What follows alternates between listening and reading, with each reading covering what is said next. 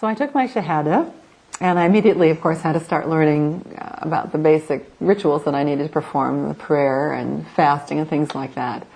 But honestly, I was still living in New York City, and my feeling at the time was I wanted to go to the top of the Empire State Building and just shout out to the world, go and read the Quran. You know, if you just know, you'll become Muslim.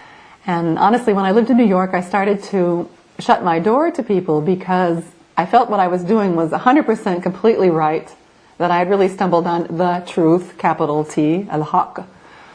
And, but I wasn't in a position where I could argue with people, debate with people, speak in a rational way about it. I didn't have the Quran at my disposal to be able to quote the Quran or quote hadith.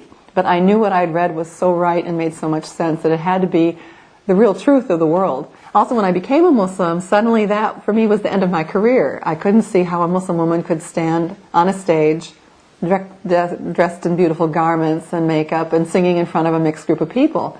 What I understood about Islam and the regulations for the different genders, this was not an appropriate thing to do for a Muslim woman. Because I had taken, I think, all of Islam so completely, and taken that Allah is indeed the creator, sustainer, that the Quran is his great book of guidance, so that if he created us, whatever he tells us to do is absolutely right. I decided to move home with my mother back in Wisconsin, which I thought was what a good Muslim woman should do. And that was very interesting. My father had passed away many years before. My mom was accepting of the religion, but not accepting of how Muslims dressed. When I was a new Muslim and living in my hometown in Wisconsin, I'd gone back to live with my mother. I wanted to wear hijab very badly, and again, wanting to be a full representative of Islam, looking like a Muslim woman. But my mother was against it. She didn't have a problem with the religion, but she certainly didn't like the scarf very much. She didn't want people to know I was a Muslim on the outside. So I was like a closet Muslim. A friend of mine would come from the masjid on Sunday mornings to pick me up. We'd be going for the Islamic school. And she'd pull up and I'd get in the car. And as soon as we got around the corner from the house, I'd put my scarf on.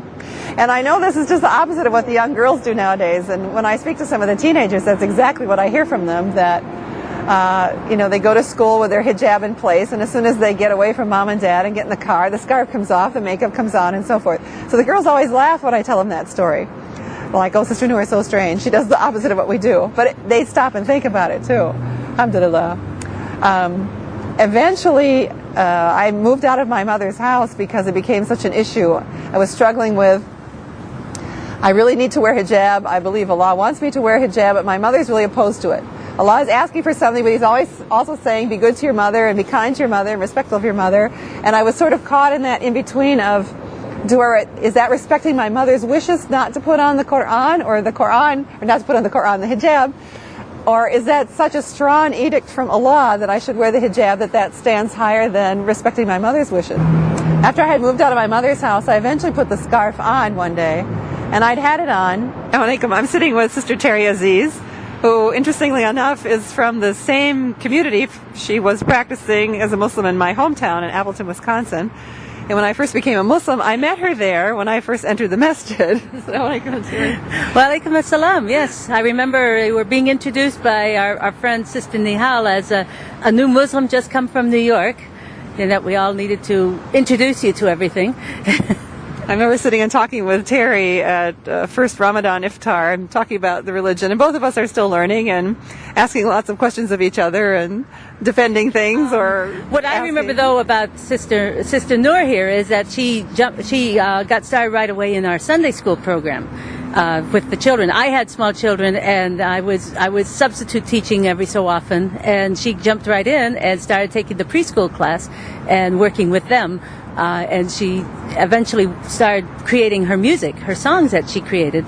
She started out with my children, got to be the guinea pigs for the first sets of songs, and everybody loved them so much when the first Eid came by, and she had all the children lined up singing her variations on Twinkle Twinkle Little Star and other things that everybody thought was wonderful work. Well, I'm really grateful always to Terry and her husband, because they took me in. I was a single woman at the time, and they were so hospitable, and I spent many, many, many hours, many evenings in their home talking, having dinner. Her husband trying to marry me off to various brothers, which didn't work through that channel. But we got to talking about that. since we were both learning at the same time, we kind of went through all the same steps at the same time. Although, if I remember right, Sister Noor was usually a half a step ahead of me on adopting something new.